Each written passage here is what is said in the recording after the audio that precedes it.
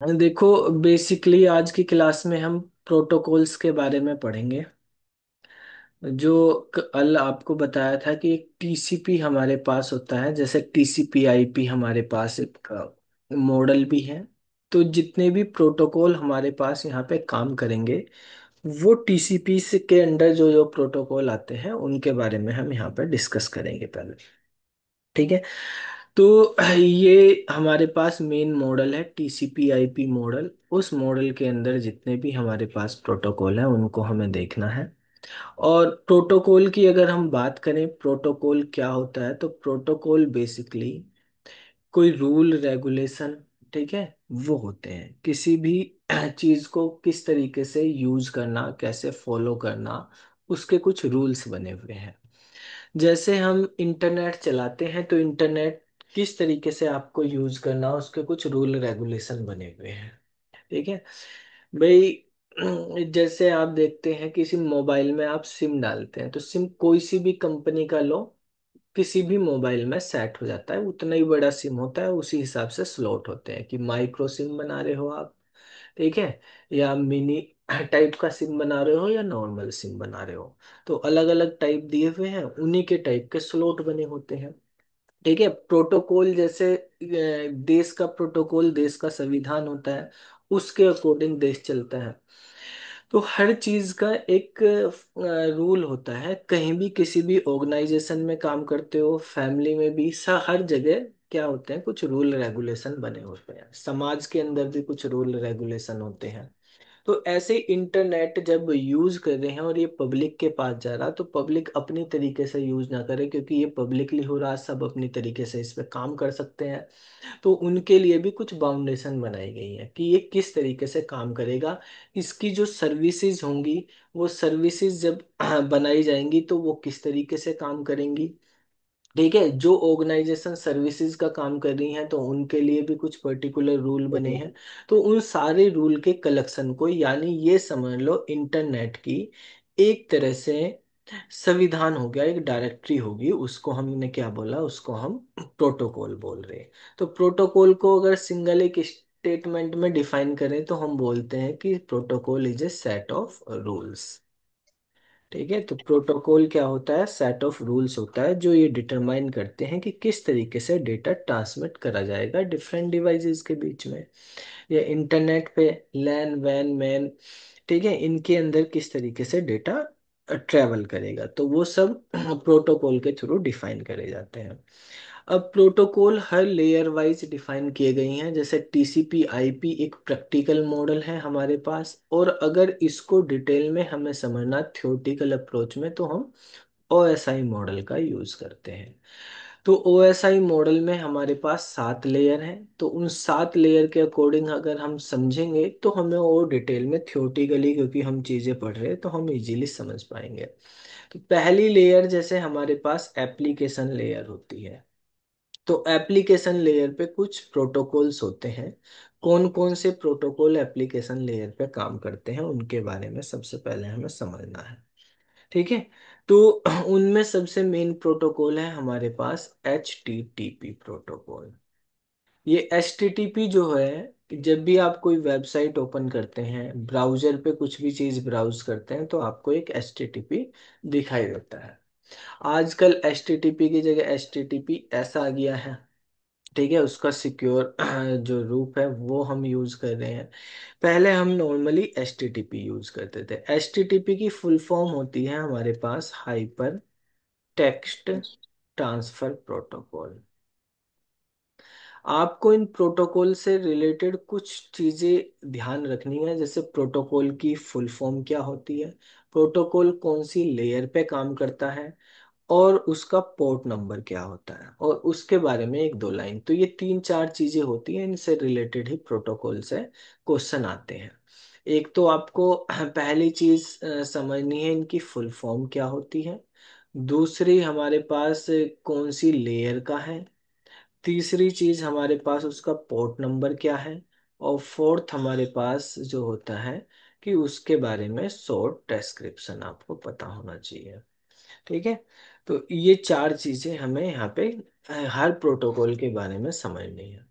अब जैसे अगर हम बात कर रहे हैं HTTP की, तो हाइपर टेक्स्ट ट्रांसफर प्रोटोकॉल होता है।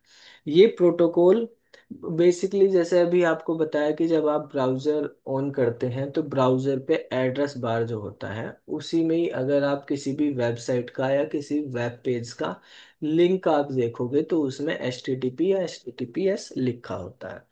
ठीक है। तो वहां पर स्टार्टिंग में ही हमारे पास इस तरह से लिंक बने होते हैं, या तो HTTP होता है, फिर स्लैश स्लैश जैसे www, और फिर वेबसाइट है आपकी जैसे google.co.in। ठीक है।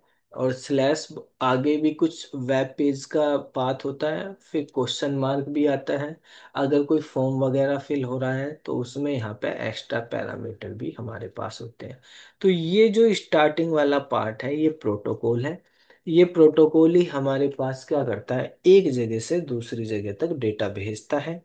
या हम कह सकते हैं कि हमें www को एक्सेस करने का किस तरह से www से हम डेटा एक्सेस करें, तो वो इस प्रोटोकॉल के थ्रू हम कर सकते हैं। तो ये एप्लीकेशन लेयर पे काम करता है, क्योंकि जैसे ब्राउज़र है वो एक एप्लीकेशन सॉफ्टवेयर होता है। तो एप्लीकेशन लेयर पे एप्लीकेशंस के साथ ही HTTP काम करता है। इसके साथ इसके पोर्ट नंबर की बात करें तो इसका पोर्ट नंबर जो होता है वो हमारे पास 80 पोर्ट होता है। पोर्ट नंबर 80 पे HTTP काम करता है। और इसका मेन काम होता है use to access data on www। ठीक है। तो www यानी वर्ल्ड वाइड वेब पे डेटा को एक्सेस करने के लिए हम HTTP का यूज करते हैं। अब आपको एक चीज ध्यान रखनी, HTTP और HTTPS इनमें क्या डिफरेंस होता है। इसी के का दूसरा रूप है हमारे पास, या एडवांस वर्जन कह सकते हैं हम, HTTPS होता है। HTTPS की फुल फॉर्म होती है हमारे पास hyper text transfer protocol secure. ठीक है। इसका पोर्ट नंबर होता है 443, 443। ठीक है। और इसका काम भी यही होता है कि किस तरीके से हम डेटा को एक्सेस करेंगे। ठीक है। www पे, लेकिन यहाँ पर एक्सेस जो कर रहे हैं वो ओवर सिक्योर कनेक्शन कर रहे हैं। सिक्योर कनेक्शन के थ्रू एक्सेस करते हैं डेटा को। अब ये जो HTTP है, आप एच टी ये हाइपर टेक्स्ट की जब बात करते हैं, हाइपर टेक्स्ट होता क्या है। अगर आप इंटरनेट पे कोई भी चीज सर्च कर रहे हैं तो वहां पर आपको दिखता है ब्राउजर पे या गूगल पे भी आपने सर्च करा, वहां पे ब्लू कलर में कुछ टेक्स्ट आता है, कुछ नॉर्मल ब्लैक कलर में टेक्स्ट आता है।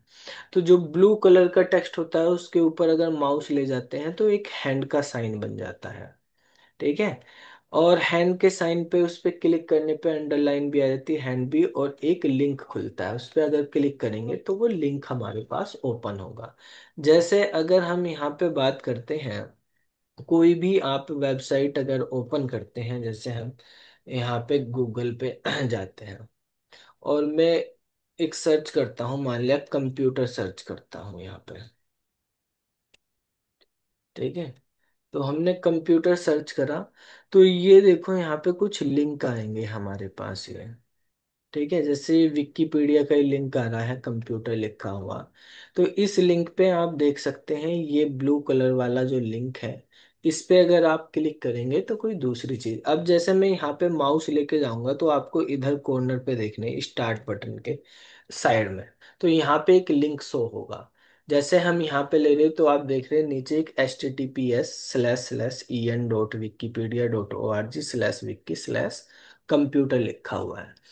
तो यहाँ पर क्या है, ये वाला जो टेक्स्ट है जिस पे क्लिक करने पे हमारे पास कोई लिंक ओपन होगा, इस टेक्स्ट को बोलेंगे हम हाइपर टेक्स्ट।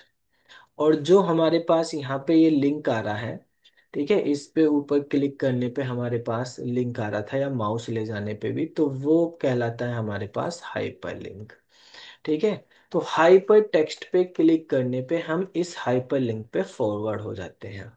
ठीक है। तो हमारा पेज यहाँ से जैसे क्लिक करेंगे तो जो लिंक नीचे था वो वाला लिंक ओपन हो जाएगा। ऐसे ही जितने भी ये बने हुए हैं, तो यहाँ पे आप देख रहे हैं अंडरलाइन भी हो जा रही है, हैंड का साइन बन जा रहा है। तो ये सब हाइपर लिंक है हमारे पास। और ये टेक्स्ट जो लिखा हुआ है इसी को हाइपर टेक्स्ट बोलते हैं। अब इस टेक्स्ट पे क्लिक करने पे हम उस लिंक पे कैसे पहुंच रहे, कौन पहुंचा रहा हमें, तो वही हमारा प्रोटोकॉल है HTTP। ठीक है। यहाँ पे HTTPS लिखा हुआ तो HTTPS के थ्रू जा रहे, HTTP लिखा हुआ तो HTTP के थ्रू जा रहे। ये HTTP और HTTPS में क्या डिफरेंस है, जैसे आपको बताया सिक्योर कनेक्शन का फर्क होता है।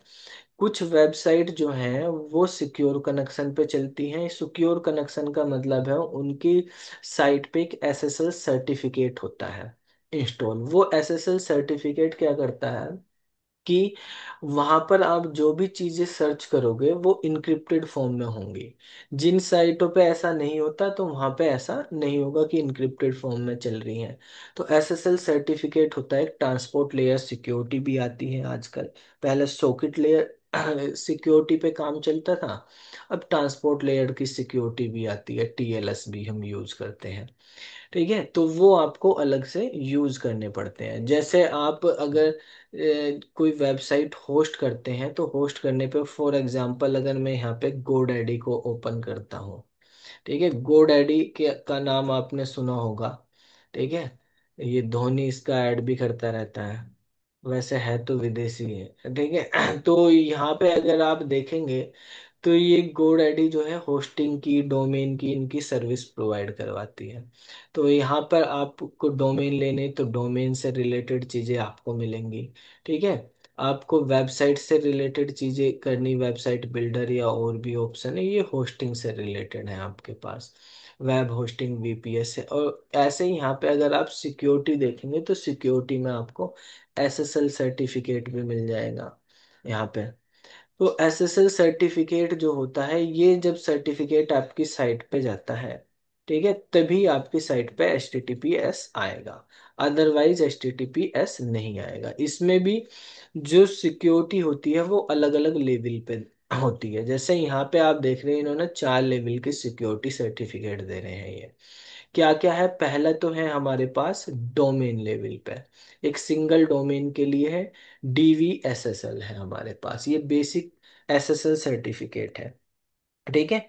तो इसके बाद हमारे पास एक मैनेज DVSSL, मतलब है तो SSL ही, लेकिन इसमें क्या है हमारे पास, उसका 1 साल का 3299, इसका 4019, 1000 फालतू क्यों लग रहे हैं।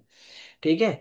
तो भाई बेसिकली उसमें मैनेज है, मतलब आप सर्टिफिकेट परचेज कर लो। सर्टिफिकेट परचेज करने के बाद उसको कैसे इंस्टॉल करना है साइट पे, तो वो सारा मैनेज वगैरह सब वही करेंगे। ये जो DV है ये हमारे पास डोमेन वैलिडेशन के लिए ही है, कि आप की साइट जो है वो डोमेन, कभी कभी क्या होता है, जैसे मान लिया हमारी साइट है spsarmaji.com। ठीक है। अगर कोई मान लिया ऐसी साइट बना ले spsarma.com। ठीक है। तो वहां पे ये हटा दिया और थोड़ा सा एक अक्षर चेंज कर दिया, एक लेटर को चेंज करके दूसरी बना ली। तो भाई ये जो है अगर आप SSL वगैरह रखेंगे तो वो वेरीफाई करके, वैलिडेशन करके उस तरह की चीजें सारी इन्फॉर्म करता रहेगा कहाँ जा रही है वे। ठीक है। तो उससे आपको पता चलेगा कि भाई ये डोमेन वैलिड है या ऐसे ही चल रहा है। तो हमारे पास DV की फुल फॉर्म होती है डोमेन वैलिडेशन। ठीक है। सिक्योर SSL की फुल फॉर्म होती है secure socket layer. Secure socket layer. ठीक है। तो ये डोमेन को वैलिडेट करता है। यहाँ पे आप देखेंगे इसके फीचर्स आपको मिलेंगे। स्टैंडर्ड लेवल डोमेन वैलिडेशन है, एक इंक्रिप्शन करता है, रिफ्रेश मतलब एनुअली, सेल्फ इंस्टॉलेशन अपने आप ही आपको करना पड़ेगा। ईयरली वैलिडेशन जो है आपको क्या करना पड़ेगा, URL का अपडेट करना पड़ेगा। ठीक है। तो ये केवल डोमेन ओनरशिप वेरीफाई करी जाती है कि ये जो डोमेन जिसका लिया जा रहा है उसकी पूरी ओनरशिप ली जाती है। SSL सर्टिफिकेट वैसे ही नहीं दे देंगे किसी को भी। भाई वो डोमेन है, उस डोमेन को जिस पर्सन को देंगे ये, जिस पे ये एसएसएल सर्टिफिकेट, उसकी पूरी आईडी वगैरह सारी चीज, आधार कार्ड, ठीक है, या गवर्नमेंट आईडी वगैरह, वो सारी रजिस्टर्ड होती हैं और वो वहाँ पे दी जाती हैं, तब वो सर्टिफिकेट उसको मिलता है। और उसी के अकॉर्डिंग वेबसाइट का भी वेरिफिकेशन होता है कि किस वेबसाइट या किस यूआरएल पे लगाया जा रहा है उसके कंटेंट का। तो ये एक सर्टिफिकेट अथॉरिटी होती है जो ये चेक करती है कि जो ये सर्टिफिकेट ले रहा वो एक्चुअल में इस डोमेन का एक्चुअल ओनर है या नहीं है। ठीक है। तो ये सबसे बेसिक लेवल का होता है। ठीक है। जब भी आप एसएसएल सर्टिफिकेट लोगे आपकी साइट पे लगाएंगे तो एक लॉक टाइप बन जाता है, जैसे आप यहाँ पे देख रहे हैं। तो यहाँ पर हमारे पास इनमें एक लॉक बन के आ जाएगा इस तरह से, जैसे ये लिख रहा है ना, ये लॉक बना हुआ है। ठीक है, कनेक्शन इन सिक्योर लिखा हुआ है और एक ये ताला बना हुआ है यहाँ पे। तो इस तरीके से साइट पे बनाया जाता है। जैसे अगर हम अपनी साइट को ओपन करेंगे यहाँ पे भी, तो इसमें भी आप देखेंगे इसी तरह के बने हुए हैं। तो कनेक्शन तो हमने यही इंस्टॉल किया हुआ है यहाँ पे। एक होता है हमारे पास multi domain SN SSL certificate. ठीक है। तो इनमें भी हमारे पास जैसे डीवी है, पहले तो हम डीवी में ही बात कर ले। डीवी के बाद हमारे पास एक ओवी भी होता है। ठीक है, एक ओवी टाइप का होता है, एक ईवी टाइप का होता है। वो इसने यहाँ पे लगा नहीं रखे हैं, इसमें केवल एसएसएल लिख रखे डोमेन के, बस ये मल्टी लेवल डोमेन लिख रखा और एक यही। तो एक हमारे पास जैसे ये डीवी सर्टिफिकेट है, तो डीवी के बारे में इसमें यहाँ पे एक्सप्लेन है बस। ये तो हो गया हमारे पास डोमेन वैलिडेशन के लिए। दूसरा सर्टिफिकेट हमारे पास होता है ओवी टाइप का। ओवी का मतलब होता है ऑर्गेनाइजेशन वैलिडेशन। ठीक है। तो इसमें डोमेन के साथ साथ उस कंपनी की का भी वेरिफिकेशन होता है, इसमें ओनली डोमेन का वेरिफिकेशन हो रहा है।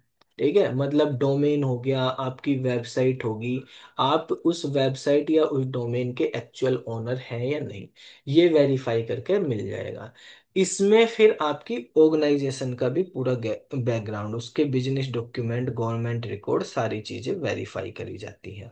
ये बिल्कुल बेसिक लेवल का वैलिडेशन है। ये मीडियम लेवल का होता है वैलिडेशन। तो ऑर्गेनाइजेशन वैली वो भी होती है वैलिडेशन भी, प्लस डोमेन भी होता है। डोमेन वैलिडेशन दोनों चीजें इसमें होती हैं। ठीक है। तो ये अगर आप डीवी के लिए अप्लाई करेंगे तो ये तो आपको साथ के साथ मिल जाता है। ठीक है, डीवी का करेंगे तो कुछ ही घंटों में आपका सर्टिफिकेट आ जाएगा। अगर आप ओवी के लिए अप्लाई करते हैं तो ओवी के लिए आपको 2 से 3 दिन लगते हैं, तब आपको ये मिलता है। ठीक है। तो इसके लगने पे आपको ऑर्गेनाइजेशन की जो है कंपनी की डिटेल भी शो होती है। ठीक है, कंपनी की डिटेल भी वहां पे शो होगी कि क्या कौन सी कंपनी, उसके बारे में उसका रजिस्ट्रेशन वगैरह वो भी आपको शो हो जाएगा। ठीक है। फिर तीसरा लेवल होता है हमारे पास ईवी। तो ईवी मतलब होता है एक्सटेंडेड वैलिडेशन। ठीक है, तो ये सब एसएसएल में आते हैं, मतलब जब आप HTTPS यूज करते हैं तो तभी ये आते हैं। एक्सटेंडेड में क्या होगा, आपके पास डोमेन वैलिडेशन भी होगा, ऑर्गेनाइजेशन वैलिडेशन भी होगा, उसके साथ साथ ओवी के तो सारे होंगे ही, प्लस आपकी कंपनी ऑर्गेनाइजेशन की लीगल जांच भी करी जाएगी कि उस पर कोई केस वगैरह तो नहीं चल रहे हैं। उसकी फिजिकल वेरिफिकेशन भी होगी कि उसका ऑफिस कहाँ पर है। उसकी ऑपरेशनल क्या क्या प्रोडक्ट बना रहे हो, उनकी आइडेंटिटी की भी सारी जांच होगी, तब आपको ये मिलेगा। ठीक है। तो ये हाईएस्ट लेवल का जो है सिक्योरिटी सर्टिफिकेट होता है, जिसमें ट्रस्ट, क्रेडिबिलिटी, सारी चीजें देखी जाती हैं। ये बेसिकली कौन सी साइट यूज करती हैं, जैसे बैंकिंग साइट होगी या ई कॉमर्स वगैरह होगी, तो बैंकिंग और ई कॉमर्स साइट के लिए इस तरह की चीजें रिक्वायर्ड होती हैं वहाँ पर। ठीक है। तो इसको बनाने में लगभग 7 से 10 दिन के करीब टाइम लग जाता है। वो आप किसके थ्रू कर रहे, कौन सी कंपनी है, उसके थ्रू आप समझ सकते हैं। ठीक है। तो अगर हम बात करते हैं कि ओवी सर्टिफिकेट कौन लेगा, ईवी सर्टिफिकेट, तो बैंकों के लिए ईवी सर्टिफिकेट लेना मैंडेटरी होता है। ठीक है, कुछ बड़ी बड़ी ई कॉमर्स अमेजन टाइप की कंपनी होगी, उनके लिए जो है वो भी ईवी ले लेती हैं। नॉर्मल बिजनेसेस हैं ई कॉमर्स वेबसाइट, वो ओवी ले लेते हैं। जो पर्सनल वेबसाइट हैं, छोटे कंपनी है, कोई ब्लॉग वगैरह कर रहे हैं, तो वो जो है वो नॉर्मल डीवी सर्टिफिकेट लेते हैं। तो यहाँ पर हमारे पास जो है इस तरह के अलग अलग सर्टिफिकेट मिलते हैं, और उसके अकॉर्डिंग जो है आप अपनी साइट पे यूज कर सकते हैं। तो उसके अकॉर्डिंग आपको वहाँ पे HTTPS का आइकन मिल जाएगा। अब देखो, जैसे हम अमेजन की वेबसाइट ओपन करते हैं, ये अमेजोन है, तो अमेजोन की वेबसाइट में आप देखोगे यहाँ पे भी हमारे पास HTTPS वगैरह ये सब लगे हुए हैं। ठीक है, कनेक्शन सिक्योर है। ठीक है, बाकी इसमें यहाँ पे सर्टिफिकेट का वैलिडेशन वगैरह ही आ रहा, आप वेरिफिकेशन करेंगे यहाँ पे सारी चीजें आपको शो होंगी। तो किस कंपनी को मिला हुआ है, ये Amazon.in को है। यहाँ पे ऑर्गेनाइजेशन की डिटेल, उसकी यूनिट वगैरह वो सब यहाँ पे नहीं है। कहाँ से इन्होंने लिया है सर्टिफिकेट, तो DG set global CA G2 से लिया है, इस कंपनी से इन्होंने सर्टिफिकेट लिया। 3 जुलाई 2025 को ये भी रिन्यू हुआ है, 1 साल के लिए मिलता है। सर्टिफिकेट की ये की दी हुई है, ये पब्लिक की है, प्राइवेट SHA 256 फिंगरप्रिंट सर्टिफिकेट लगा हुआ है। ठीक है, तो इस तरीके से बाकी यहाँ पे और डिटेल आप देख सकते हैं। यहाँ पर आपको सर्टिफिकेट की ये पूरी डिटेल आप इनको ओपन, इनके बारे में यहाँ से निकाल सकते हैं। ठीक है, जैसे सर्टिफिकेट क्या है, उसकी पब्लिक आईडी क्या है, सिग्नेचर क्या है। ठीक है, तो कौन सी की यूज हो रही, कौन सा इंक्रिप्शन यहाँ पे चल रहा, इस तरीके से आपको मिल जाएगा। कोई सी भी साइट के आप देखेंगे तो उनमें भी, जैसे यहाँ पे भी देखें, ये वाला हमारी वेबसाइट का सर्टिफिकेट है। ठीक है, तो ये हमने E5 कंपनी के थ्रू लिया हुआ है। ठीक है, इसमें भी इंक्रिप्शन हो रहा है। ये 19 अगस्त को ही रिन्यू हुआ था, 17 नवंबर 2025 को एक्सपायर हो जाएगा, फिर जो है रिन्यू कर लेंगे। 3 3 महीने का चला हुआ है यहाँ पे। ठीक है, तो यहाँ पर भी ये सारी चीजें आपको मिल जाती हैं। इसमें भी SHA 256 का ही वो हो रहा है, इंक्रिप्शन हो रहा है।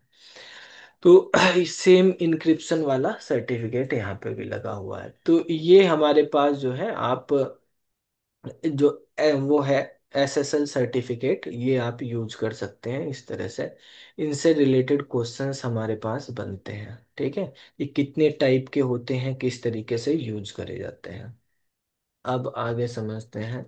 जैसे बेसिकली हमारे पास ये SSL भी अगर आप यूज कर रहे हैं, मतलब, ठीक है, एक इसका भी एडवांस है, एक TLS होता है हमारे पास। ठीक है, तो वो ट्रांसपोर्ट लेयर सिक्योरिटी पे काम करता है, TLS। आजकल जो है कुछ कंपनीज बैंकिंग वगैरह वो बहुत ज़्यादा कॉस्टली होते हैं वैसे, तो TLS का भी यूज करने लगे हैं।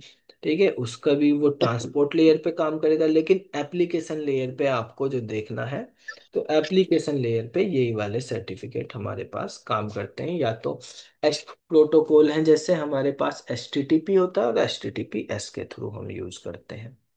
ठीक है, एक हमारे पास अगर हम बात करते हैं एप्लीकेशन लेयर पे, तो एक प्रोटोकॉल होता है जिसका नाम है FTP। FTP की फुल फॉर्म होती है हमारे पास file transfer protocol. File transfer protocol, ये प्रोटोकॉल क्या करता है कि किस तरीके से आप अपनी क्लाइंट मशीन से सर्वर मशीन तक डेटा पहुंचाएंगे, या कैसे उसको डाउनलोड करेंगे। इसका मेन काम होता है कि अपलोड करना। जब आप क्लाइंट से सर्वर पे डेटा अपलोड करते हैं, जैसे हम अभी ये वीडियो बना रहे हैं, वीडियो बनने के बाद क्लास के बाद रिकॉर्ड हो जाएगी ये। ठीक है, तो फिर हम इसको वेबसाइट पर अपलोड कर देंगे। तो अपलोड करने पे एक सॉफ्टवेयर की जरूरत पड़ती है, जिसके थ्रू अपलोड करी जाती है। तो वो सॉफ्टवेयर क्या है, FTP। अगर हमें डाउनलोड करना कोई डेटा, ठीक है, जैसे मान लिया आपको डाउनलोड करनी है या आपके ऐप पे ये ओपन होगी तो उस सर्वर से डाउनलोड होगी, तो वो भी एफटीपी के थ्रू होती है। तो अपलोड करना हो, डाउनलोड करना हो, या आपको जो है ट्रांसफर करनी हो फाइल, ट्रांसफर फाइल्स, ठीक है, from one location to another location, ठीक है, बिटवीन कंप्यूटर्स, या हम कह सकते हैं between server and client, server and clients, तो हम एफटीपी का यूज करते हैं। एफटीपी की फुल फॉर्म जैसे फाइल ट्रांसफर प्रोटोकॉल है, नाम से ही पता चल रहा है कि हम कोई फाइल को डाउनलोड, अपलोड या ट्रांसफर कर रहे हैं, ठीक है। तो इसके जो पोर्ट नंबर होते हैं, तो पोर्ट नंबर अगर हम एफटीपी यूज कर रहे हैं तो हमारे पास पोर्ट नंबर 20 एंड 21 पे काम करता है। ठीक है, 20 नंबर का जो पोर्ट होता है वो डेटा को ट्रांसफर करने के लिए यूज करा जाता है, ठीक है। और 21 नंबर का जो पोर्ट होता है वो कनेक्शन क्रिएट करता है, कनेक्शन क्रिएशन के लिए यूज करा जाता है, ठीक है। एक हमारे पास इसमें भी एस एफ टी पी होता है, एस एफ टी पी मतलब सिक्योर एफ टी पी, ठीक है। तो वो भी हमारे पास होता है, जैसे हमारे पास ये नॉर्मल एफ टी पी है, ऐसे ही हमारे पास एस एफ टी पी भी होता है, ठीक है। हाँ अख्तर बोलो। सर ये कनेक्शन तो एचटीटीपी की जिम्मेदारी होती है ना, इसमें ये भी करता है क्या भाई, कनेक्शन ये ना। क्लाइंट और सर्वर के बीच में डेटा को ट्रांसफर करने के लिए, ठीक है, तो कनेक्शन जब बनाया जाएगा तो वो इसी के थ्रू बनाया जाएगा, एफटीपी के थ्रू, ठीक है। तो देखो कैसे अभी दिखाते हैं, ये होता है हमारे पास सिक्योर फाइल ट्रांसफर प्रोटोकॉल। इसके अंदर क्या है, वही है, बस सिक्योर में आ गया। अब इनके कुछ एग्जाम्पल हैं, जैसे एक होता है फाइल जिला, एफटीपी के एग्जाम्पल है फाइल जिला। एक हमारे पास है कोर एफटीपी, एक फायर एफटीपी होता है, स्मार्ट एफटीपी, क्रॉस एफटीपी, ठीक है, या क्यूट एफटीपी। तो ये कुछ एफटीपी के हमारे पास एग्जाम्पल हैं। देखो किस तरीके से हम डेटा ट्रांसफर करते हैं, जैसे ये हमारे पास एक फाइल जिला है, ठीक है। तो इसमें हमारे पास सबसे पहले यहाँ पे होस्ट लिखा जाता है, पहले वाले बॉक्स में आप देख रहे हैं यहाँ पे होस्ट होता है। तो यहाँ पे हमें अपने सर्वर का आईपी एड्रेस लिखना होता है, जिस सर्वर पे हमें डेटा भेजना होता है, तो सर्वर का आईपी एड्रेस। बेसिकली अगर आप अपने घर पे देखते हैं, अपने घर पे अपने राउटर वगैरह लगा के उनके, या आपका मोबाइल है, उनके आईपी एड्रेस तो डायनेमिक होते हैं, वो चेंज होते रहते हैं। ऐसा नहीं कि आज जो आपके सर्वर का या आपके मतलब वाईफाई का या राउटर का जो आईपी है वही एक महीने बाद भी रहे या 10 दिन बाद रहे या कल भी रहे, ऐसा कोई जरूरी नहीं है, ठीक है। अगर वो आप राउटर को बंद कर देते हैं या रीसेट कर देते हैं, या आपके जो आईएसपी से वो वहां से जहाँ से कनेक्शन आपने लिया वहां से रीसेट हो जाता है, तो आपका आईपी चेंज हो जाता है। तो वो डायनेमिकली आईपी आपको मिलते रहते हैं। लेकिन जो सर्वर होते हैं जहाँ पे आप डेटा कर रहे, तो वो तो बार बार आपको डेटा अपलोड डाउनलोड करना, तो यहाँ पे स्टैटिक आईपी आपको दिए जाते हैं। तो वो आईपी आप यहाँ पे लिखेंगे, फिर आपने जो सर्वर है वहाँ पे जहाँ पे होस्टिंग की हुई है वहाँ का एक यूजर आईडी पासवर्ड होगा, वो आपको यहाँ पे लिखना होगा। फिर यहाँ पे पोर्ट नंबर होते हैं, तो आप देख रहे हैं एक पोर्ट नंबर लिखा हुआ है, एफटीपी का डिफॉल्ट 21 है और एस एफ टी पी का डिफॉल्ट पोर्ट नंबर 22 होता है हमारे पास। तो वो पोर्ट नंबर लिखते हैं, यहाँ पे कनेक्शन क्रिएट कर देते हैं हम। कनेक्शन क्रिएट करने के बाद ये वाली आपकी क्लाइंट साइड का, आपके कंप्यूटर का डेटा इधर शो होगा, इधर आपके सर्वर का डेटा शो हो जाएगा, सर्वर से कनेक्शन बनेगा। तो कनेक्शन हम यहाँ पे क्रिएट कर लेते हैं फिर, ठीक है। तो सर्वर से कनेक्शन जो बनाने का काम है इसका एफटीपी के थ्रू हम यहाँ पे करते हैं, और फिर यहाँ से डेटा को ट्रांसफर इधर कर सकते हैं या इधर से इधर डाउनलोड कर सकते हैं, ठीक है। तो ये हमारे पास फाइल जिला के थ्रू, ऐसे ही बाकी कोई भी आप सॉफ्टवेयर आप यूज कर सकते हो, किसी भी सॉफ्टवेयर के जो एफटीपी के सॉफ्टवेयर होते हैं उनके थ्रू आप यूज कर सकते हैं। अब एक प्रोटोकॉल होता है हमारे पास, ये भी प्रोटोकॉल एप्लीकेशन लेयर पे ही काम करता है, क्योंकि ये हमारे पास एक एप्लीकेशन सॉफ्टवेयर है, तो एप्लीकेशन लेयर पे ये भी काम कर रहा है। ठीक है। एक हमारे पास नेक्स्ट वो होता है। हाँ अख्तर बोलो। सर ये मतलब ये सारी प्रोसेस ऑटोमेटिक होती होगी या फिर करता है मैनुअली इसको? मैनुअली करना पड़ता है, या आजकल आ रहे हैं कि जो उसमें ड्रैग एंड ड्रॉप की फैसिलिटी होती है बहुत सारे में, तो आप उससे कर सकते हैं, जैसे मैनेज वाले होते हैं ना जो, तो उनमें आप अच्छा। डायरेक्टली कर सकते हैं वहीं से ऑनलाइन ही सब। जीयूआई टाइप के आ रहे हैं। ठीक है। कोस्टिंग होती है सबकी अलग अलग, मैनुअली करनी कम कोस्टिंग पड़ेगी, आप खुद से मैनेज कर लो। आपको जीयूआई बेस पूरा बना हुआ सीएमएस टाइप चाहिए तो वहाँ पे डायरेक्ट हो जाता है इनबिल्ड। क्लाइंट साइड पे तो जैसे आप यूज कर रहे हो, मान लिया आपकी ऐप वगैरह में डाउनलोड होता है डेटा, वहाँ पे तो साइट पे डाला हुआ है, तो वहीं से डायरेक्टली हो जाता है। ठीक है। इसके बाद जो है हमारे पास नेक्स्ट होता है एसएमटीपी। ठीक है। मेल से रिलेटेड हमारे पास कुछ प्रोटोकॉल होते हैं, जैसे हमारे पास एक एसएमटीपी होता है, एक हमारे पास पीओपी होता है।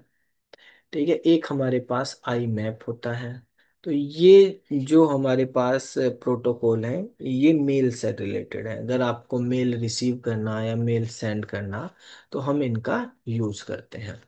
तो एसएमटीपी जो है इसकी फुल फॉर्म होती है हमारे पास सिंपल मेल ट्रांसफर प्रोटोकॉल। ठीक है। तो सिंपल मेल ट्रांसफर यानी जब भी आप मेल भेजते हैं, मेल सेंड करने के लिए आपको इसका यूज करना पड़ता है। तो ये मेल को सेंड करने के लिए है, यानी कंपोज करने के लिए आप यूज करते हो। ये दोनों प्रोटोकॉल मेल को रिसीव करने के लिए आप यूज करते हैं। ठीक है। ये सेंड करने के लिए एसएमटीपी है। ये भी किसी एप्लीकेशन के थ्रू चलेगा, चाहे आप जीमेल के थ्रू यूज कर रहे हो या आउटलुक के थ्रू कर रहे हो या कोई सी भी मेल एप्लीकेशन आप यूज कर रहे हो, तो ये भी एप्लीकेशन लेयर पे काम करता है हमारे पास। इसका पोर्ट नंबर की अगर बात करें तो पोर्ट नंबर 25 होता है। ठीक है। तो जितने भी हमारे पास ईमेल क्लाइंट होते हैं, ठीक है, यानी ईमेल क्लाइंट का मतलब मेल भेजने वाली एप्लीकेशंस। ठीक है। जैसे हमारे पास जीमेल हो गया, या आउटलुक हो गया। ठीक है। या हमारे पास एप्पल का हो गया, एप्पल मेल हो गया। ठीक है। या याहू मेल हो गया। ठीक है। वो सब इसी का ही यूज करते हैं। अब इनमें क्या होता है, अगर हमें डेटा जैसे ट्रांसफर करना है तो हम एसएमटीपी को सेट करते हैं, उसके थ्रू हम मेल भेज सकते हैं। अब अगर मेल हमें रिसीव करनी है, तो रिसीव करने के लिए हम पीओपी का जैसे यूज कर रहे हैं। तो पीओपी पी की फुल फॉर्म होती है post office protocol. Post office protocol. तो इसका आजकल जो हम वर्जन यूज करते हैं वो करते हैं पीओपी 3। ठीक है। आप अपने मोबाइल के अंदर भी जो मेल ऐप होगी, कोई सी भी ऐप आप यूज करोगे उसमें भी है, या एक अलग से मेल की ऐप आती है जिसमें आप कोई सी भी डोमेन का जो है मेल चला सकते हैं। ठीक है। तो उसके थ्रू भी आप यूज कर सकते हो। अब हमारे पास जो पीओपी है हमारा, तो पीओपी का थर्ड वर्जन यानी पोस्ट ऑफिस प्रोटोकॉल 3 होता है ये। ठीक है। इसका क्या काम होता है, ये बेसिकली जो सर्वर है, सर्वर से मेल को डाउनलोड कर लेता है आपकी होस्ट मशीन पे। ठीक है। जो भी आपकी क्लाइंट मशीन है उस क्लाइंट मशीन पे डाउनलोड कर लेता है मेल को। और उस जैसे हमारे पास क्या होता है यहाँ पे, आप अगर देखेंगे अभी हम जैसे बात कर रहे थे, मेल की भी ऑनलाइन सर्विसेज होती हैं। ठीक है। आप जीमेल वगैरह यूज कर रहे हैं, ये तो आपको फ्री सर्विस दे रही है, लेकिन डोमेन जीमेल का ही है, उसमें लास्ट में gmail.com लिखा मिलेगा। लेकिन अगर आपको अपनी कंपनी का करना है मेल आईडी, तो आपको मेल का वो परचेज करना पड़ेगा। ठीक है। तो यहाँ पे आप देख सकते हैं इसके अंदर आपको कुछ मेल के भी मिलेंगे। ठीक है। यहाँ पे आप देखेंगे ईमेल सर्विसेज ये है। तो ईमेल सर्विसेज में क्या है, आप अपने डोमेन के अकॉर्डिंग ईमेल सर्विसेज यूज कर सकते हैं। जैसे आप देखेंगे यहाँ पे एक प्रोफेशनल ईमेल का प्रोलाइट है, ये 39 रुपये पर मेल बॉक्स है पर मंथ का। इसमें आपको कितने जीबी का, 10 जीबी तक की ईमेल स्टोरेज मिल सकती है। यानी आप 50,000 ईमेल के अप्रोक्सीमेट यहाँ पे रख सकते हो। ठीक है। फिर आपके पास एक दूसरा प्लान है प्रोफेशनल का, इसमें 95 रुपये का है, इसमें 30 जीबी का डेटा आप रख सकते हो। फिर ये पर मंथ का ऐसे 50 जीबी का डेटा रख सकते हैं। ठीक है। ये माइक्रोसॉफ्ट 365 की यहाँ पे ये हमारे पास 50 जीबी तक का, यानी 2.5 लाख मेल होगी। कैलेंडर वगैरह के भी, और माइक्रोसॉफ्ट 365 का डेस्कटॉप वर्जन भी आपको मिल जाता है, इसमें ऑनलाइन वर्जन है। ठीक है। तो ये मंथली आप यूज कर सकते हो। इसी तरीके से आपके पास जीमेल की भी होती है सर्विसेज, पेड सर्विसेज भी होती हैं जीमेल की। उनमें क्या होता है, उसमें आप जीमेल से रिलेटेड जितनी भी चीजें हैं उनका भी एक्सेस ले सकते हो। ठीक है। जैसे जीमेल की हमारे पास सर्विसेज होती हैं बहुत सारी।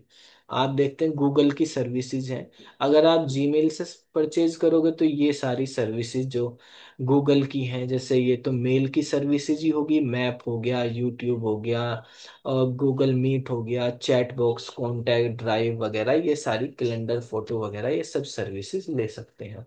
ठीक है। तो उसका उसकी भी अलग अलग कितने जीबी का आप ले रहे, उसकी कॉस्टिंग के अकॉर्डिंग है। जो गूगल वाला है ये 150 रुपये के करीब पर मंथ से स्टार्ट करता है अपनी सर्विसेज। तो वहां से भी आप परचेज कर सकते हैं, तो अपने डोमेन आप के अकॉर्डिंग अपना मेल ले सकते हैं वहां पर। ठीक है। तो जब इनको सेटअप करेंगे तो यहाँ पर हमारे पास क्या होता है इनमें, हमारे पास एक ये तो है कि आप कितना डेटा स्टोर कर पा रहे हैं। ठीक है। एक पर मेल के अकॉर्डिंग मिलता है। कभी कभी जैसे आप होस्टिंग के साथ लेते हैं, मान लिया होस्टिंग के साथ भी आपको मिल जाती है। यहाँ पे ये होस्टिंग दी हुई है, आप देखेंगे वेब होस्टिंग। तो होस्टिंग के साथ भी हमारे पास कुछ ईमेल मिल जाती हैं। जैसे यहाँ पे लिखा ना, फ्री ईमेल मिलेगी। इस होस्टिंग के साथ एक फ्री ईमेल मिल रही।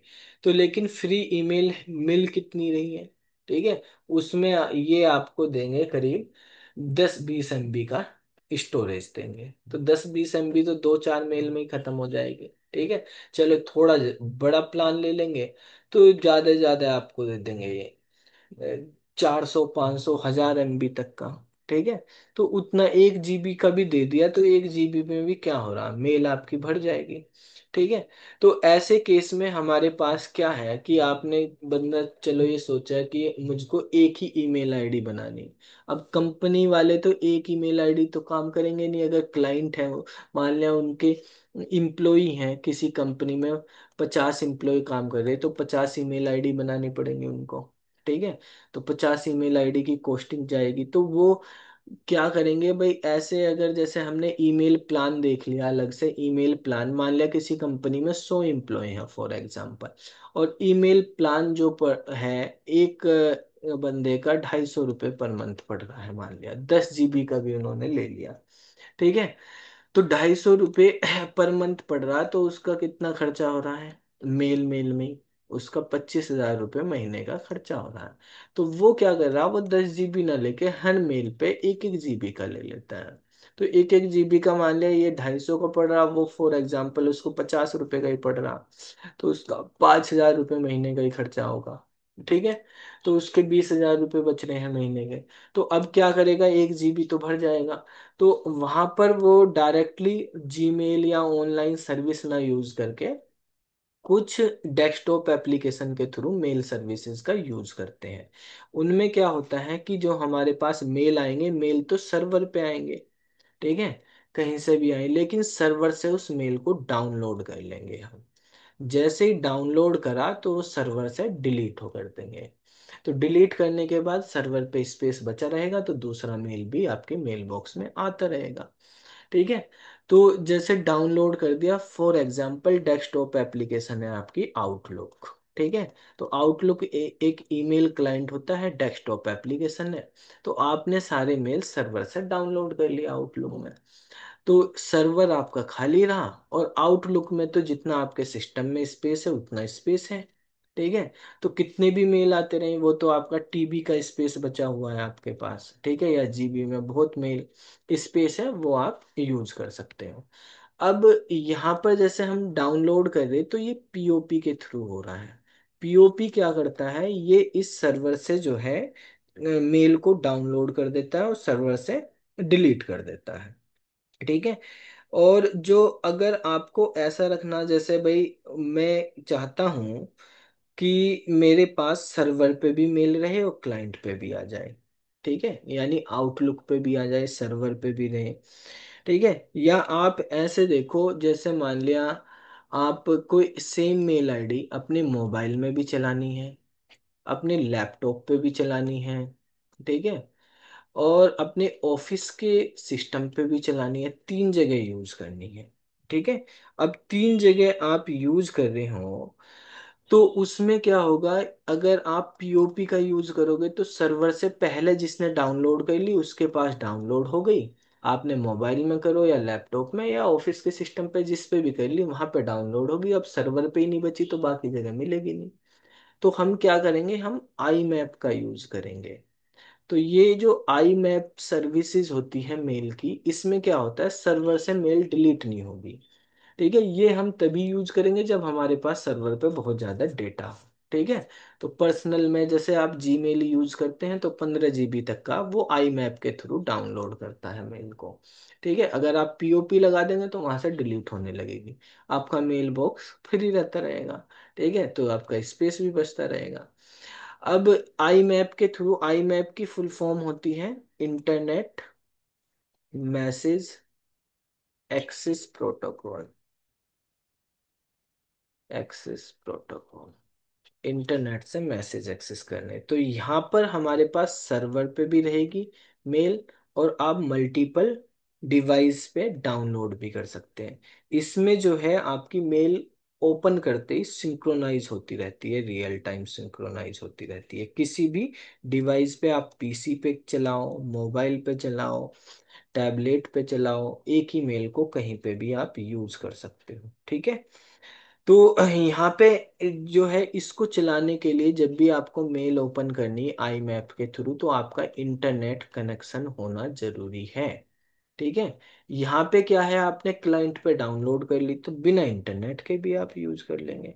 तो ये जो है सिंक्रोनाइज होती है mail between multiple devices, multiple devices के बीच में आप सिंक्रोनाइज कर सकते हैं, इसमें ओनली वन डिवाइस पे होती है।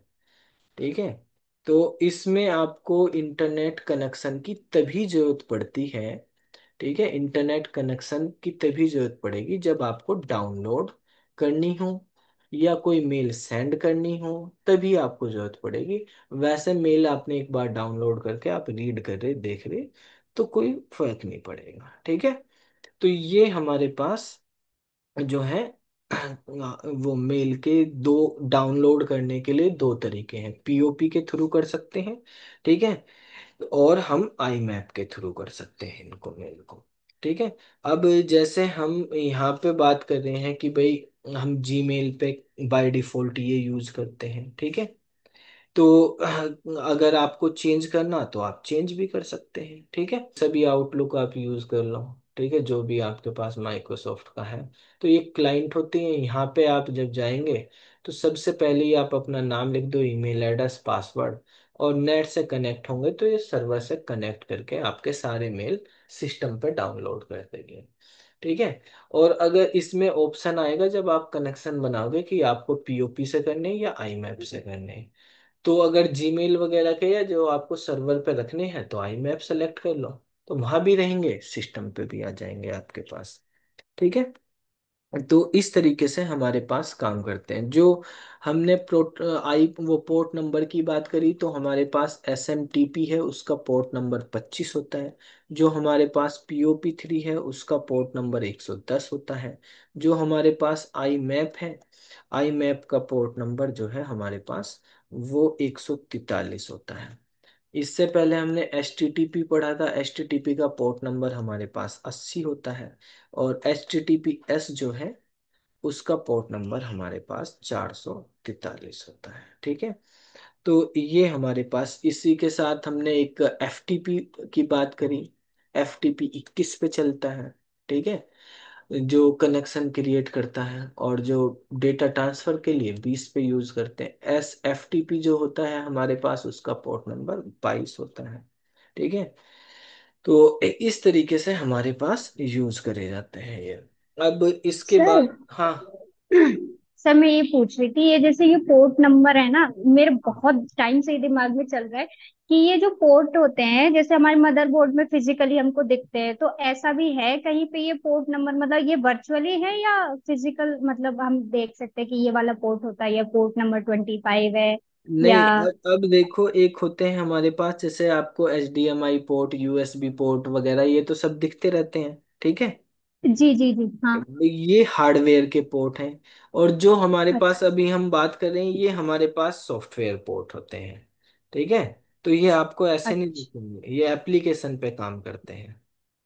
ठीक है। तो जैसे हमारी जो लेयर होती हैं, तो हाँ, उसमें इनका कुछ ऐसा, मतलब जैसे 25 है या 110 है, तो ये वहां पे इस नंबर पे वहां पे उनका स्पेस प्रोवाइड होता है कि मतलब यहाँ पे ये प्रोटोकॉल है, यहाँ पे ये प्रोटोकॉल है?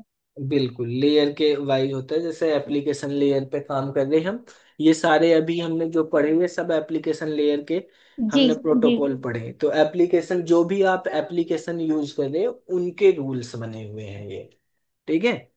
तो अच्छा उनके अकॉर्डिंग वो वाला रूल नंबर आप ओपन करेंगे। जैसे आप सिंपल सा ऐसे समझ लो, जैसे संविधान में अनुच्छेद होते हैं कि इस अनुच्छेद पर जाओ, ये जाओ। ऐसे जी गीता में जी श्लोक होते हैं कि इस वाले श्लोक को पढ़ो। तो एस एम टी पी के जी। बारे में प्रोटोकॉल की डिक्शनरी में कहाँ कौन से नंबर पे लिखा हुआ है उसका रूल, तो 25 नंबर पे लिखा हुआ है। ठीक है। अच्छा। ऐसे समझ। ओके।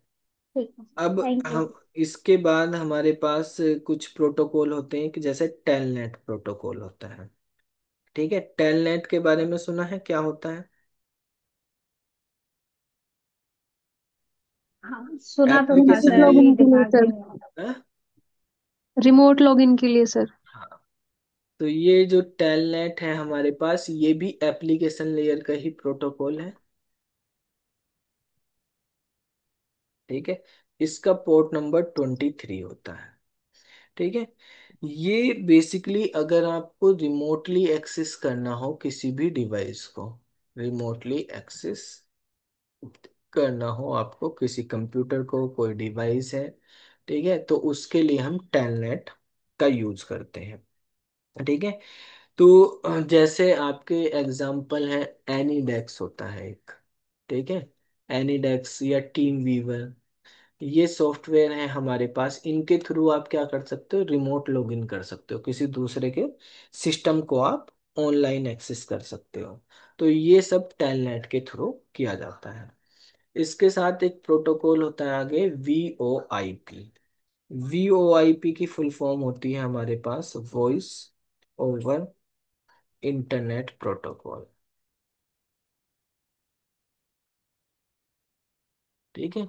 तो जहां पर हमारे पास वॉइस कॉल होती है, जिसमें हम वॉइस के थ्रू बात कर सकते हैं, जैसे अभी हम जूम पे बात कर रहे हैं यहाँ पे एप्लीकेशन में, हमारी ये ऑनलाइन मीटिंग चल रही है।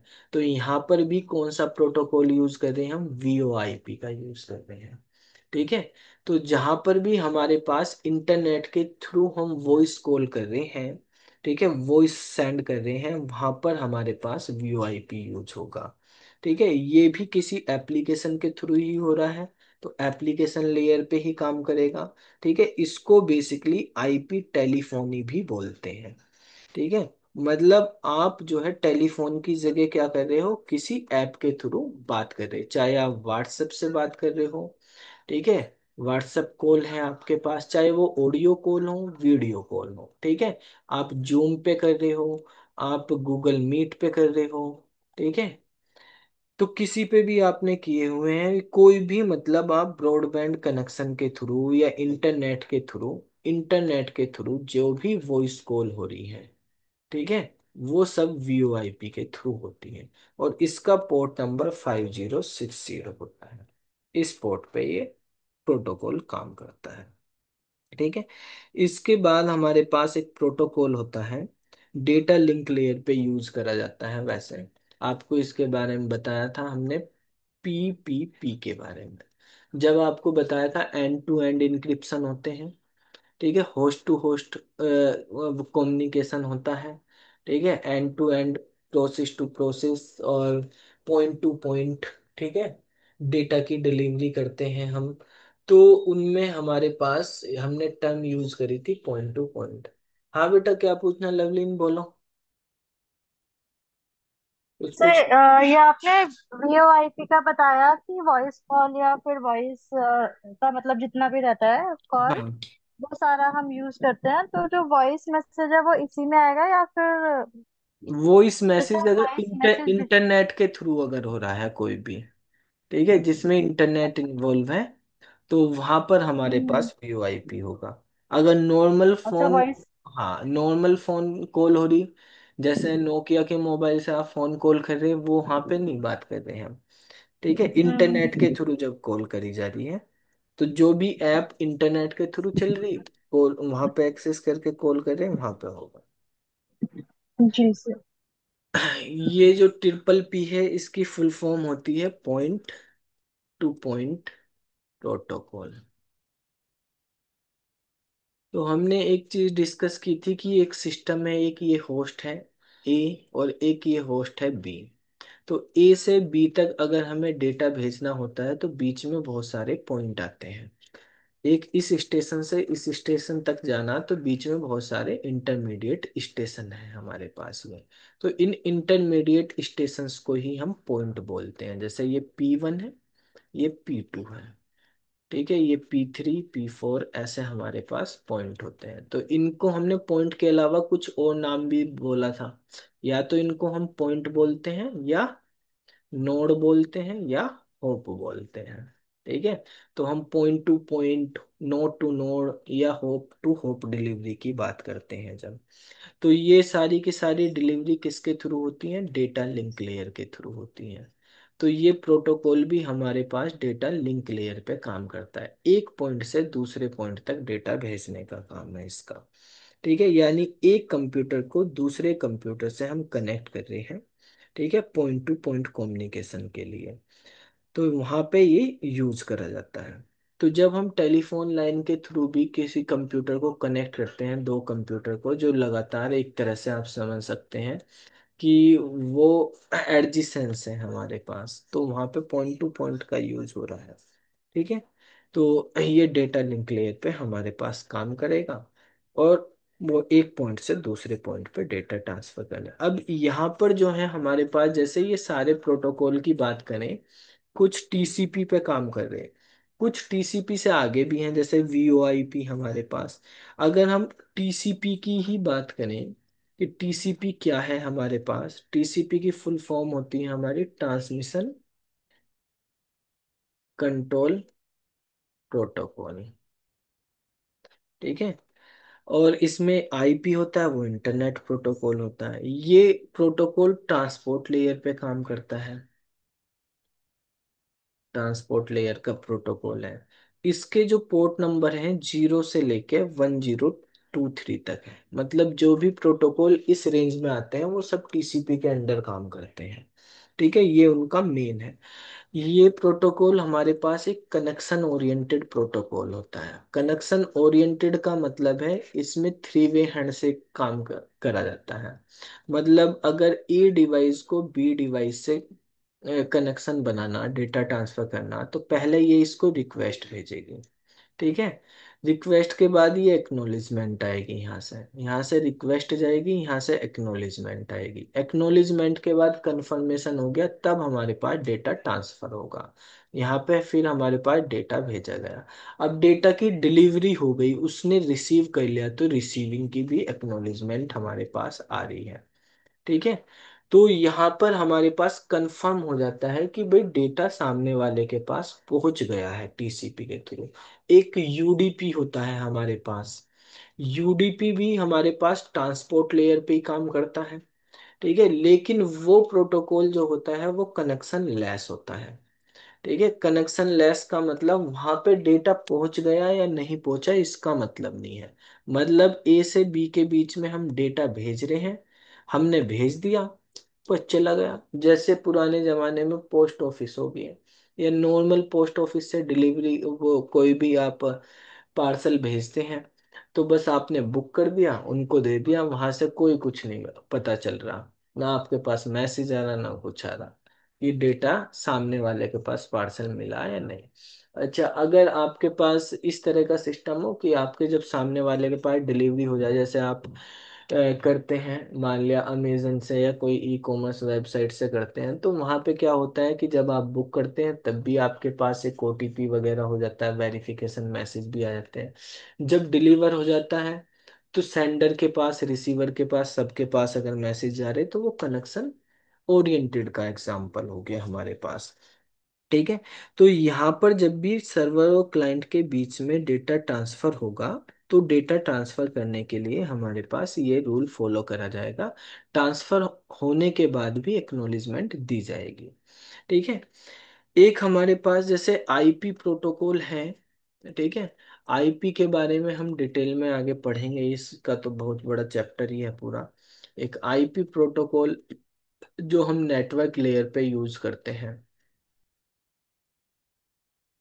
ठीक है, राउटर जो है आईपी एड्रेस रीड करता है, तो वहीं पे इसका इंटरनेट प्रोटोकॉल यूज करा जाता है नेटवर्क लेयर पे। फुल फॉर्म होती है इसकी इंटरनेट प्रोटोकॉल। ठीक है, ये जो प्रोटोकॉल है इसका पोर्ट नंबर जो है 213 होता है, 213 पे काम करता है ये।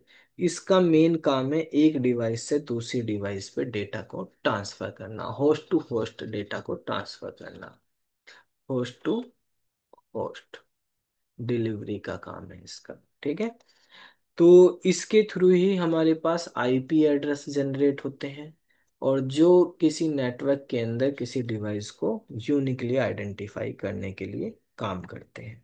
ठीक है, जो हमारे पास डेटा है वो पैकेट की फॉर्म में जाता है आईपी एड्रेस के थ्रू, जब हम भेजते हैं डेटा, और ये प्रोटोकॉल जब आईपी काम करता है तो पैकेट के थ्रू डेटा भेजता है। हर पैकेट का भी एक एड्रेस होता है अपना। ठीक है, तो उसके थ्रू डेटा ट्रांसफर करा जाता है। तो आईपी हमारे पास दो तरह के होते हैं, एक IPv4 होता है, एक IPv6 होता है। उनकी भी अलग अलग क्लासेस होती हैं। ठीक है, वो कैसे काम करती हैं सारी, उनके बारे में फिर हम नेक्स्ट क्लास में पढ़ेंगे। और बाकी प्रोटोकॉल्स जो हैं उनके बारे में भी हमें देखना है कि कौन कौन से प्रोटोकॉल्स होते हैं। अभी हमने जो मेनली प्रोटोकॉल्स के बारे में डिस्कस किया है, ये सारे के सारे प्रोटोकॉल हमारे पास मेनली एप्लीकेशन लेयर के हमने कुछ पढ़े। आपको नाम लिखवा देता हूँ, आप थोड़ा सा उनके बारे में पढ़ के आना। ठीक है, और फिर हम आईपी के बारे में डिटेल में करेंगे। जैसे एप्लीकेशन लेयर पे जैसे हमने करे हैं, एक HTTP हो गया, HTTPS होता है। ठीक है, क्योंकि लेयर के अकॉर्डिंग प्रोटोकॉल किस लेयर पे काम करे बहुत इंपॉर्टेंट है, ज्यादातर क्वेश्चन इन्हीं से ही आते हैं। एक हमारे पास FTP हो गया। ठीक है, एक POP हो गया, SMTP हो गया, ऐसे ही हमारे पास IMAP हो गया। ठीक है, टेलनेट के बारे में हमने पढ़ा है। ठीक है, एक DNS भी होता है हमारे पास। DNS का मतलब होता है domain name system, domain name system. ठीक है, ये बेसिकली हमारे पास क्या करता है, ये होस्ट नेम को डोमेन नेम में कन्वर्ट करने का काम करता है, host name to domain name. ठीक है, ये डोमेन तो है ही, वो होस्ट आईपी में कन्वर्ट करेगा। ठीक है, मतलब क्या होता है, देखो जैसे अभी हमने बताया था कि ये जैसे हम फाइल जिला की बात करते हैं, नहीं यहीं पे मैंने बताया था यहाँ पे एक होस्ट होता है, होस्ट का हम आईपी एड्रेस लिखते हैं, और उस आईपी के थ्रू हम अपनी वेबसाइट पे डेटा अपलोड कर रहे हैं। तो एक्चुअल में हमारे पास जो डेटा है हमारी वेबसाइट, उसका एक आईपी एड्रेस होता है, उस आईपी से www के थ्रू डेटा एक्सेस करा जाता है। अब आईपी एड्रेस याद तो करने बड़े मुश्किल है, इतने आईपी इतनी वेबसाइट के कब तक याद करें। तो उन आईपी एड्रेस को एक टेक्स्ट में नाम दे दिया जाता है। तो उस आईपी को टेक्स्ट में कन्वर्ट करते हैं तो उस नाम को हम होस्ट नेम या डोमेन नेम बोलते हैं। ठीक है। तो होस्ट नेम बोल दो या डोमेन नेम। तो उस आईपी को डोमेन में कन्वर्ट करना, डोमेन को आईपी में कन्वर्ट करना, उनकी मैपिंग कराने का काम डीएनएस का है। ठीक है। भाई हम तो, हमारा जो सर्वर है, सर्वर का एक आईपी एड्रेस है। तो जब भी आप यहाँ पे जैसे मान लिया कोई साइट आप सर्च कर रहे हो spsarmaclasses.com, तो ये इसकी सर्वर नहीं है इस नाम का कोई, ये तो आपका एक डोमेन है। अब इस डोमेन को वो डायरेक्टरी में डीएनएस के पास जाता है। डोमेन डीएनएस क्या करता है, इसका आईपी एड्रेस ढूंढता है कि ये वाला डोमेन किस आईपी पे लोकेट है। तो फिर उसको आईपी एड्रेस मिलता है, उस आईपी के थ्रू फिर वो उस होस्ट मशीन पे पहुंचता है। ठीक है। और वहां से डेटा को फैच करता है। तो ये डीएनएस के थ्रू काम करता है। डीएनएस 53 नंबर पोर्ट पे काम करता है हमारे पास। ठीक है। ऐसे ही हमारे पास जो ये आईपी एड्रेस होते हैं, ये आईपी एड्रेस स्टैटिक और डायनेमिक, जैसे आपको बताया, दोनों तरह से काम करते हैं। ठीक है। तो जैसे ये जहाँ पे होस्टिंग कर रही है, ये ज्यादातर सर्वर जो है हम मैक्सिमम स्टैटिक में रखते हैं। ठीक है। और हमारे पास जैसे घर पे या पब्लिक यूजर होते हैं वो सब डायनेमिक आईपी मिलते हैं, तो उनके लिए एक प्रोटोकॉल यूज होता है DHCP। तो जो डायनेमिक आईपी प्रोवाइड करता है, जो आईपी हमारे पास रिकॉन्फ़िगरेशन होते हैं, क्योंकि अगर सबको एक जैसे IP, fix IP, static IP दे दिया हमेशा के लिए, अब आप इंटरनेट से कनेक्ट ही नहीं हो या कहीं और चले गए, आपको सेम ही आईपी दे रखा, तो वो आईपी एड्रेस वेस्ट हो जाएगा। ठीक है। जब वो काम ही नहीं कर रहा, अब आईपी इंटरनेट से कनेक्ट ही नहीं है, तो हमें बहुत सारे आईपी की जरूरत पड़ जाएगी। फिर तो जितनी डिवाइसेज उतने आईपी कहाँ से लाएं। तो हम क्या करते हैं कि जो एक्टिव डिवाइस है उनको आईपी देते हैं, जो करंटली एक्टिव नहीं है उनका हटाते रहते हैं। तो वो चेंजेबल होता रहता है। तो वो सब रिकॉर्ड रहता है कि कब किस टाइम किसको क्या मिला था। तो वो मैनेज करता है DHCP। ठीक है। ये जो हमारे पास आईएसपी है, वो अपनी सहूलियत के लिए उसके आईएसपी के पास कितने आईपी अवेलेबल हैं, कितने क्लाइंट हैं, उनके अकॉर्डिंग वो आईपी को डिस्ट्रीब्यूट करता रहता है, तो रीसिंक्रोनाइज करता रहता है यहाँ से। तो DHCP की फुल फॉर्म होती है हमारे पास डायनेमिक होस्ट कॉन्फ़िगरेशन प्रोटोकॉल। और ये प्रोटोकॉल 67 और 68 नंबर पोर्ट पे काम करते हैं। ठीक है। इनका मेनली काम होता है डायनेमिकली आईपी एड्रेस को एलोकेट करना। ठीक है। तो ये इसके थ्रू यूज होते हैं। एक हमारे पास कुछ प्रोटोकॉल एप्लीकेशन लेयर पे होते हैं, जैसे NTP भी होता है एक, उसको बोलते हैं नेटवर्क टाइम प्रोटोकॉल। ठीक है। ये बेसिकली क्या होता है कि ये नेटवर्क क्लॉक को सिंक्रोनाइज करता है। जैसे आप ऑनलाइन कर रहे हैं कोई भी चीज, जैसे ऑनलाइन मान लिया आपके, कभी कभी आपने देखा होगा कि आपका जो एक टाइम है, ठीक है, कंप्यूटर का जो आपका टाइम होता है, तो अगर ये टाइम सेट ना हो, गलत हो, तो आपकी अपडेटिंग वगैरह रुक जाती है। ठीक है। कितनी सारी सर्विसेज जो आप ऑनलाइन यूज कर रहे हैं वो काम नहीं करती। तो इसको आपको अपडेट करके रखना पड़ता है। तो जैसे ही इसको अपडेट टाइम को करोगे, तो ये आपके सर्वर के थ्रू जहां से भी आप डेटा फैच कर रहे हैं या जो पर्टिकुलर ऐप यूज कर रही है, वो सिंक्रोनाइज हो जाती है टाइम के साथ। और वहां से फिर अगर कोई लाइव चीजें चल रही हैं वहां पे, वो आपके पास सिंक्रोनाइज होके आ जाती हैं। तो जो कंप्यूटर की क्लॉक होती है, ये क्लॉक कंप्यूटर की नेटवर्क के साथ इसको सिंक्रोनाइज करने का काम NTP करता है, नेटवर्क टाइम प्रोटोकॉल। ठीक है। तो इस तरीके से यूज करते हैं। अब जैसे आप इंटरनेट पे गूगल पे कुछ चीजें सर्च करते हैं, गूगल पे आप कोई चीजें सर्च कर रहे हो, या कोई डॉक्यूमेंट आप PDF वगैरह डाउनलोड कर रहे हो गूगल से। ठीक है। तो क्या किस तरीके से आप करते हैं, जैसे मान लिया गूगल पे ही आपने ब्राउजिंग कर रहे, सिंपल ब्राउजिंग कर रहे हैं। ठीक है। यहाँ पे हमने जैसे लिखा, मान लिया कंप्यूटर लिखा। ठीक है। और कंप्यूटर से रिलेटेड मान लिया कोई PDF मुझको चाहिए, तो ये मेरे पास सब PDF आ गई यहाँ पे। ठीक है। तो अब यहाँ पे क्या है, आप ये पीडीएफ आपने सर्च भी करी, क्लिक करेंगे तो आपके पास डाउनलोड भी हो जाएंगे यहाँ पे। तो ये सारी चीजें कौन से प्रोटोकॉल के थ्रू हो रही, तो एक प्रोटोकॉल होता है जिसका नाम होता है गोफर प्रोटोकॉल, GOPHER। तो इसके थ्रू हम बेसिकली ब्राउजिंग करते हैं।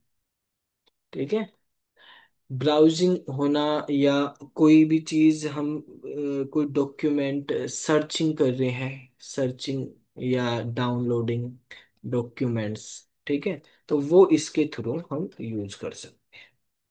ठीक है, ये प्रोटोकॉल भी इसमें हेल्प करता है। एक दो प्रोटोकॉल और हैं जो हम इस पे यूज करते हैं एप्लीकेशन लेयर पे। जैसे फॉर एग्जांपल एक हमारे पास होता है बीपी प्रोटोकॉल। ठीक है, बीपी का मतलब होता है बूट स्ट्रैप प्रोटोकॉल।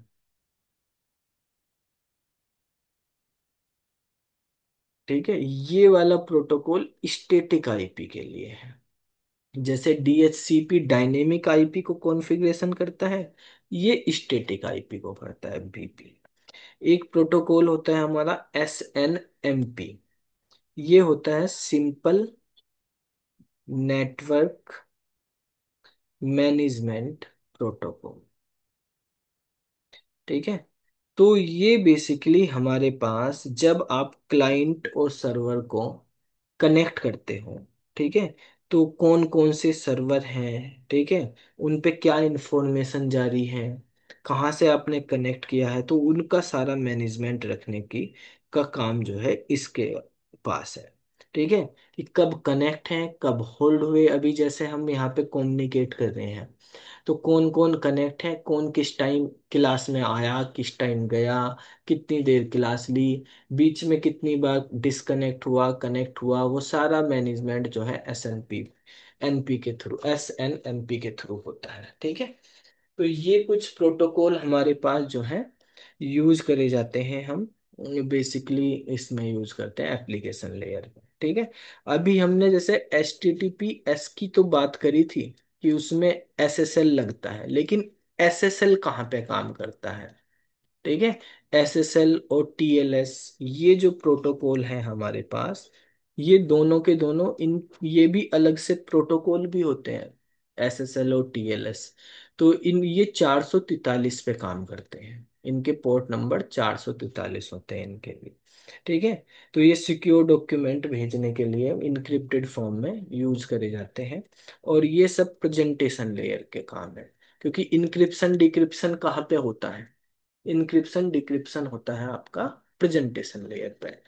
तो मतलब आपके वेबसाइट पे HTTPS तो लग गया है, लेकिन वो HTTPS से आपकी वेबसाइट खुल रही है। ठीक है, अब उसमें कोई डेटा आप भेज रहे तो वो इनक्रिप्ट होगा, वो इनक्रिप्ट होगा SSL पे, तो SSL काम करेगी प्रेजेंटेशन लेयर पे, क्योंकि इनक्रिप्शन यहाँ पे होता है। ठीक है, तो इस तरीके से ये काम करते हैं। तो बाकी फिर हम कल पढ़ेंगे, इनको आप रिवाइज कर लेना। ठीक है, कोई डाउट हो, कुछ पूछना हो इनसे रिलेटेड तो आप पूछ